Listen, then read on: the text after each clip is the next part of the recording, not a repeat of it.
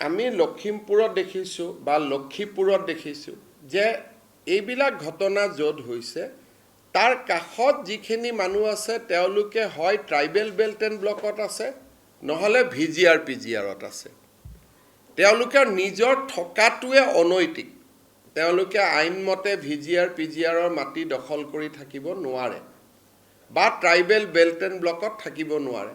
আনকি আপোনালোকে দেখিছে যে বিধানসভাত সিদিনাখন বিৰোধী দলপতিয়েও কৈছে, তেওঁ এটা চন কৈছে, সেই চনৰ পিছত তেনেকুৱা মানুহ তাত দখল কৰি মাটি দখল কৰি থাকিব নোৱাৰে। গতিকে মই গোটেইকেইজন উপায়ুক্তক আয়ুক্তক এইটো নিৰ্দেশ দিছোঁ যে ভিজিআৰ পিজিআৰত এটা সম্পূৰ্ণ আমি ছাৰ্ভে কৰিব লাগে।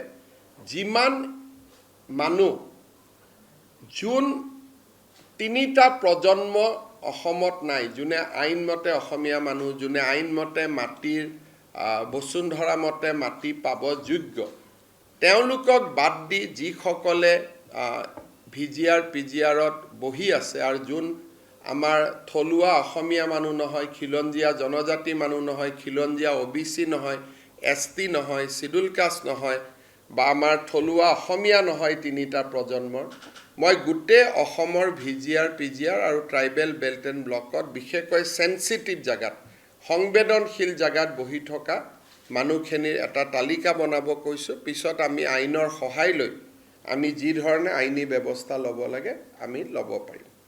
আমি লখিমপুৰত দেখিছোঁ বা লক্ষীপুৰত দেখিছোঁ যে এইবিলাক ঘটনা য'ত হৈছে তাৰ কাষত যিখিনি মানুহ আছে তেওঁলোকে হয় ট্ৰাইবেল বেল্ট এণ্ড ব্লকত আছে নহ'লে ভিজিআৰ পিজিআৰত আছে। তেওঁলোকে নিজৰ থকাটোৱে অনৈতিক। তেওঁলোকে আইনমতে ভিজিআৰ পিজিআৰৰ মাটি দখল কৰি থাকিব নোৱাৰে বা ট্ৰাইবেল বেল্ট এণ্ড ব্লকত থাকিব নোৱাৰে।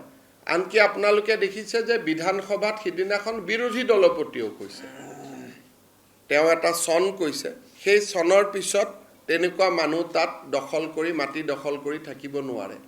গতিকে মই গোটেইকেইজন উপায়ুক্তক আয়ুক্তক এইটো নিৰ্দেশ দিছোঁ যে ভিজিআৰ পিজিআৰত এটা সম্পূৰ্ণ আমি ছাৰ্ভে কৰিব লাগে।